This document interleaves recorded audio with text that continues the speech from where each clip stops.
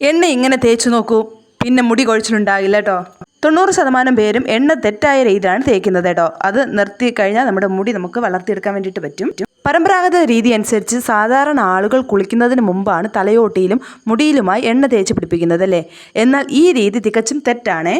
അപ്പോൾ എൻ്റെ വീഡിയോസ് നിങ്ങൾ ആദ്യമായിട്ടാണ് കാണുന്നതെങ്കിൽ എൻ്റെ ചാനൽ സബ്സ്ക്രൈബ് ചെയ്യാനും ലൈക്ക് ചെയ്യാനും ഷെയർ ചെയ്യാനും കമൻറ്റ് ചെയ്യാനും മറക്കരുതേ.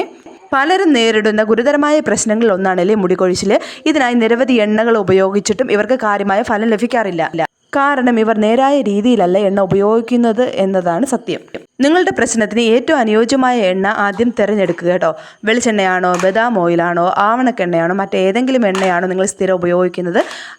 ഏതാണ് നിങ്ങളുടെ മുടിക്ക് അനുയോജ്യമായതെന്ന് ആദ്യം കണ്ടെത്തണം. എണ്ണ ഉപയോഗിക്കുന്നതിന് മുമ്പ് ചൂടാക്കുന്നത് ഗുണം വർദ്ധിപ്പിക്കാൻ വേണ്ടിയിട്ട് സഹായിക്കുന്നതാണ് കേട്ടോ. ചെറു ചൂടോടെ തന്നെ ഇവ തലയിൽ പുരട്ടാനും ശ്രമിക്കേണ്ടതാണ്. മുടിയിൽ നേരിട്ട് എണ്ണ പുരട്ടുന്നതിലും കൂടുതൽ ഫലം തലയോട്ടിയിൽ പുരട്ടുമ്പോൾ ലഭിക്കും കേട്ടോ. അല്പസമയം നന്നായി തലയ്ക്ക് മസാജ് ചെയ്യാനും നിങ്ങൾ ശ്രമിക്കേണ്ടതാണ്. മസാജ് ചെയ്തതിന് ശേഷം ഇവ തലയോട്ടിയിൽ പിടിക്കാൻ അല്പസമയം കാത്തിരിക്കണം. ഒരു 15 അല്ലെങ്കിൽ 20 മിനിറ്റ് വരെ ഇതിന് വേണ്ടിയിട്ട് കാത്തിരിക്കേണ്ടി വരുവേ. ശേഷം ഇവ വൃത്തിയാക്കുമ്പോൾ ഷാംപൂസ് ഉപയോഗിച്ച് വേണം വൃത്തിയാക്കാൻ വേണ്ടിയിട്ട്. തലയോട്ടിയിൽ അമിതമായ എണ്ണമയം നീക്കാൻ വേണ്ടിയിട്ട് ഇത് സഹായിക്കും. ഷാംപൂസ് ഉപയോഗിക്കുമ്പോൾ ശ്രദ്ധിക്കുക, സൾഫേറ്റ് ചെയ്ത ഷാംപൂസ് ഉപയോഗിക്കുക. ഏറ്റവും നല്ലതെന്ന് പറയുന്നത് നമ്മുടെ നാടൻ താളികൾ ഉപയോഗിച്ചിട്ട് മുടി കഴുകുന്നതായിരിക്കും നല്ലത്. അല്ല എങ്കിൽ നമ്മൾ ഷാമ്പു ചെയ്യുന്ന ദിവസം ഏതാണോ അന്ന് നമ്മുടെ ഹെയർ ഓയിൽ ചെയ്യാൻ വേണ്ടിയിട്ട് മറക്കരുത്. ഞാൻ ആ ഒരു രീതിയാണ് പിന്തുടരുന്നത് കേട്ടോ. ഞാൻ 2-3 വീഡിയോസ് ചെയ്തിട്ടുമുണ്ട് അങ്ങനെയുള്ളത്. സ്ഥിരമായി ഇക്കാര്യങ്ങൾ ചെയ്താൽ മാത്രമാണ് നിങ്ങൾക്ക് ഇതിലൂടെ ഫലം ലഭിക്കുന്നത്.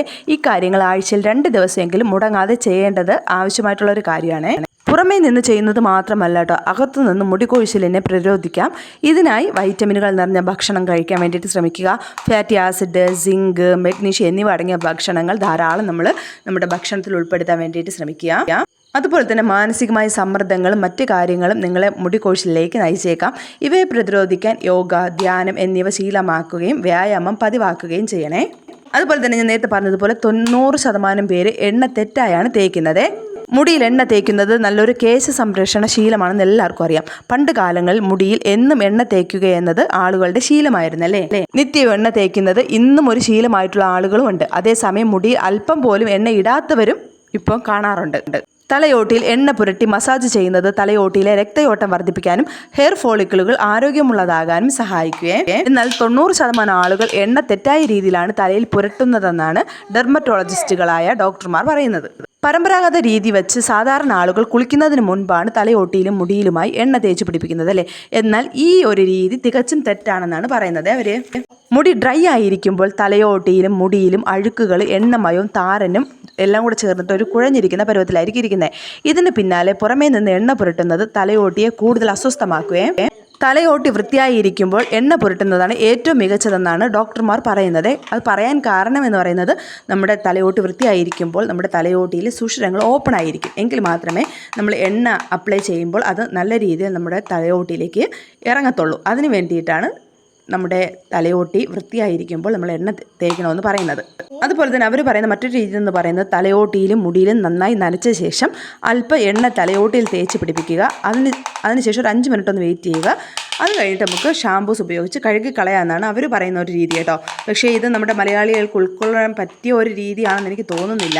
അതുപോലെ തന്നെ ദിവസവും തലയിൽ എണ്ണ തേച്ച് കുളിക്കാതെ ചിലർക്ക് സുഖമായി ഉറങ്ങാനാവില്ല അല്ലേ. എന്നാൽ ഈ ശീലം പിന്തുടരുന്നവർ നിർബന്ധമായി അറിഞ്ഞിരിക്കേണ്ട കുറച്ച് കാര്യങ്ങളുണ്ട് കേട്ടോ. അതെന്തൊക്കെയാണെന്ന് നോക്കാം. അരമണിക്കൂറിൽ കൂടുതൽ തലയോട്ടിയിൽ എണ്ണ തേച്ചിരിക്കുന്നത് അധികം നല്ലതല്ലേ. ഇത് മുടിയുടെ ആരോഗ്യത്തിനും നമ്മുടെ ശരീരത്തിനും ദോഷകരമായി ബാധിക്കുകയും. അതുപോലെ തന്നെ തലയോട്ടിയിൽ വിയർപ്പുള്ള സമയത്ത് എണ്ണ തേച്ചാൽ ജലദോഷം പോലുള്ള പ്രശ്നങ്ങൾക്ക് കാരണമാകെ. അതുപോലെ തന്നെ തലയിൽ എണ്ണ തേച്ചതിന് ശേഷം വിയർക്കുന്നത് വരെ ഇരിക്കുന്നതും ശരിയല്ല. രാവിലെ എണ്ണ തേച്ച് വൈകുന്നേരം കഴുകിക്കളയുന്നത് ഒരിക്കലും ചെയ്യാൻ പാടില്ലാത്തതാണ്.